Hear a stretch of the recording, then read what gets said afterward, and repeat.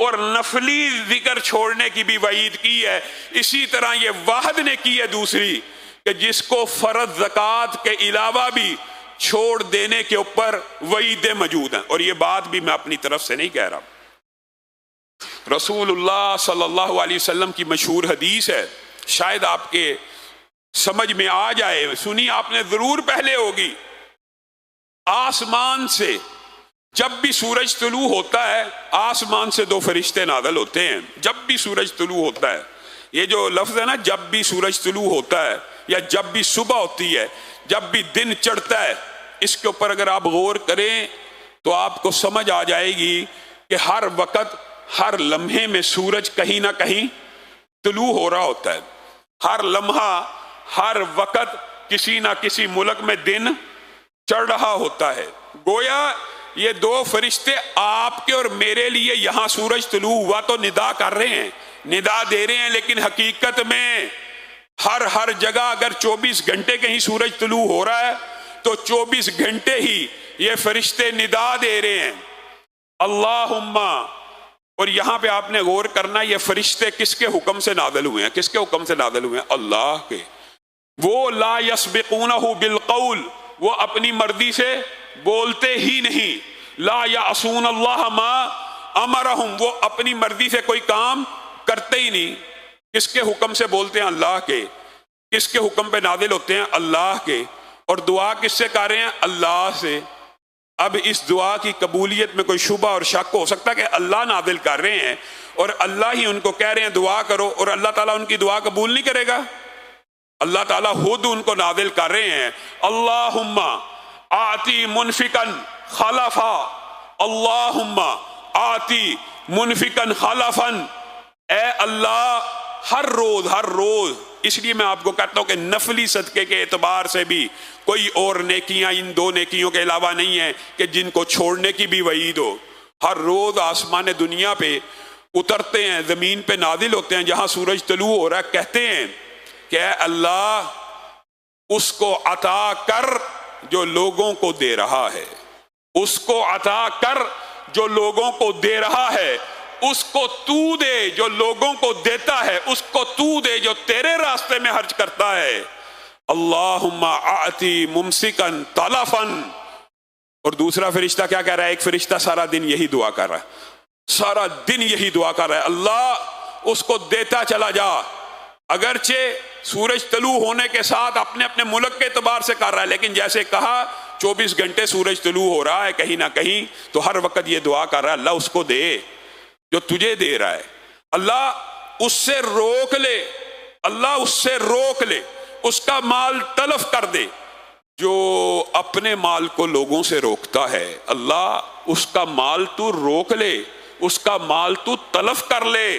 جو لوگوں سے اپنے مال کو روکتا ہے ہر روز، اسی لیے رسول اللہ صلی اللہ علیہ وسلم نے بھی سمجھانے میں کوئی کسر نہیں چھوڑی۔ رسول اللہ صلی اللہ علیہ وسلم نے کہا انفاق فی سبیل اللہ کثرت سے کرنے والا یعنی سخی اور بخیل میں ایک فرق ہے۔ دونوں کے ہاتھ گویا ان کی زروں سمیت ان کی گردنوں سے باندھ دیے گئے ہیں، لیکن جو انفاق فی سبیل اللہ کرتا ہے، صبح ہوتی ہے کوئی صدقہ کیا، کوئی اللہ کی بارگاہ میں خرچ کیا، کسی مسجد مدرسے کو دیا، کسی غریب کے منہ میں نوالا ڈالا، کسی کو کپڑے پہنا دیے، کسی کے ساتھ ہیلپ کر دی، یتیم کی کفالت کر دی، بیواؤں کی کفالت کر دی، اس کا ہاتھ اس کی گردن سے دور ہوتا چلا جاتا ہے اور پھیلتا چلا جاتا ہے، یہاں تک کہ یہ مکمل آزاد ہو جاتا ہے۔ صحیح کی مثال یہ ہے کہ اس کے دل میں بھی کوئی سختی، کوئی کھچاؤ، کوئی تناؤ، کوئی بخیلی کا غلبہ نہیں آتا، بلکہ جو وہ انفاق کر رہا ہے اس کا ہاتھ کھلتا چلا جا رہا ہے، اس کا سینہ فراخ ہوتا چلا جا رہا ہے۔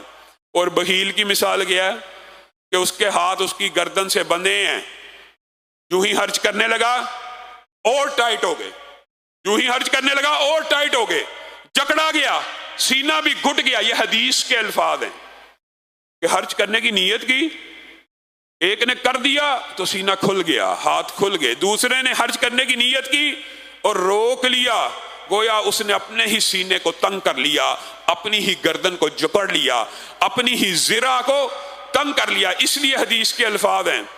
بتائیے دیگر عبادات ہیں وہاں پہ شیطان انسان کو بہکاتا ہے، مانتے ہیں، لیکن آپ نے کیا کسی عبادت کے بارے میں یہ حدیث سنی ہے؟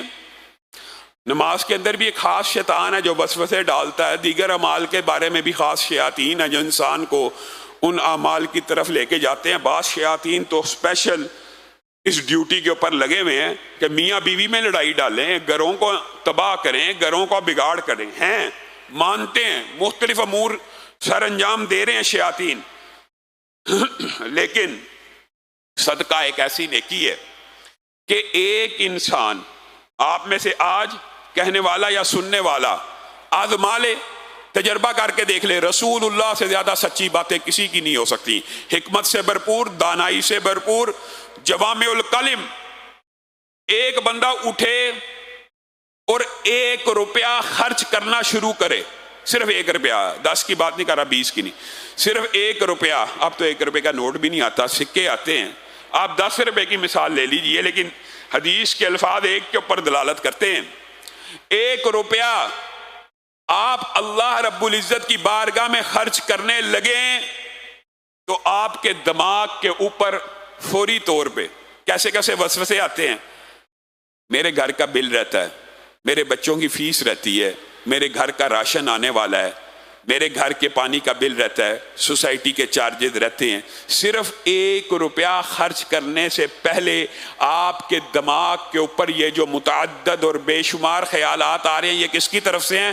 رسول اللہ صلی اللہ علیہ وسلم نے فرمایا جو بندہ 1 روپیہ یعنی 1 کرنسی کی اکائی اللہ کی بارگاہ میں خرچ کرنے کی نیت کرتا ہے اور پھر اس کو خرچ کر دیتا ہے تو وہ 70 سرکش شیاطین کے جبڑوں کو توڑ ڈالتا ہے۔ 70 سرکش شیاطین اس ایک نیکی سے روکتے ہیں۔ اس نیکی میں کیا ہوگا؟ اس نیکی کا اجر و ثواب کیا ہوگا؟ الشیطان یعدکم الفقر، شیطان تمہارے سے جب تم خرچ کرنے لگتے ہو تو تمہارے ذہن میں فقیری کا، پیسوں کی کمی کا، قلت کا خیال ڈالتا ہے، اور اللہ تعالیٰ تمہارے ذہن میں مغفرت کا خیال ڈالتا ہے۔ اور اللہ رب العزت کا قرآن پاک بڑھا پر ہے کہ اگر تم اللہ کو قرضہ دو گے تو اللہ تعالیٰ تمہیں بڑھا کے لٹائے گا۔ صدقہ کبھی بھی مال میں کمی نہیں کرتا۔ انفق یا بلال ولا تخش من ذی العرش اقلالا، بلال خرچ کر، غلام خرچ کر، اور نہ گھبرائیں اس عرش والے سے کہ وہ تیرے مال میں تو سوچتا کبھی کمی کر دے گا۔ یہ ایک لمبا چوڑا الگ موضوع ہے کہ مال میں صدقہ ہمیشہ اضافہ کرتا ہے۔ جو صدقہ کرنے والے ہیں آپ ان کا مشاہدہ بھی کر لیں، ان کے مالوں کے اندر اللہ تعالیٰ دنیا ہی کے اندر اضافہ کرتا چلا جاتا ہے۔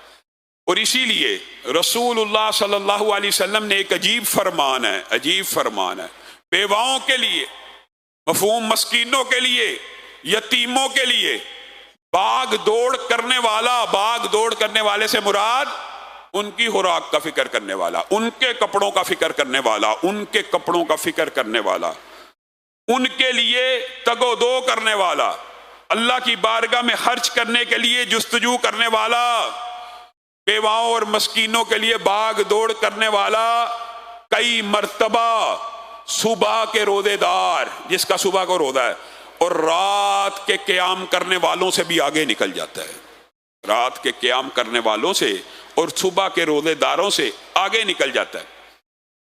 اور اس حوالے سے واقعات بے شمار ہیں، متعدد ہیں۔ میں رسول اللہ صلی اللہ علیہ وسلم کی انفاق کی یا صحابہ کے انفاق کی مثال دینے سے پہلے آج کے دور کی بعض مثالیں بھی آپ کے سامنے رکھنا چاہتا ہوں۔ لوگ ہم سے پوچھتے ہیں کہ علامہ صاحب وظیفہ بتائیے، بیماری لگی ہے، اس بیماری کا کیا علاج ہے؟ رسول اللہ صلی اللہ علیہ وسلم نے انفاق فی سبیل اللہ اور صدقے کو ایک وظیفہ بتلایا خود۔ داوو مرضاکم بالصدقہ، اپنی مرض کا، اپنے بیماروں کا، اپنی بیماریوں کا علاج کس سے کرو؟ صدقے سے کرو۔ آپ ہم سے پوچھتے ہیں کہ کیا وظیفہ پڑھا جائے، کیا کیا جائے، کینسر گھر میں آ چکا ہے، فلاں بیماری گھر میں آ چکی ہے، کیسے دور ہوگی؟ وظائف ہم آپ کو بتاتے ہیں، لیکن آپ نے رسول اللہ صلی اللہ علیہ وسلم کا وظیفہ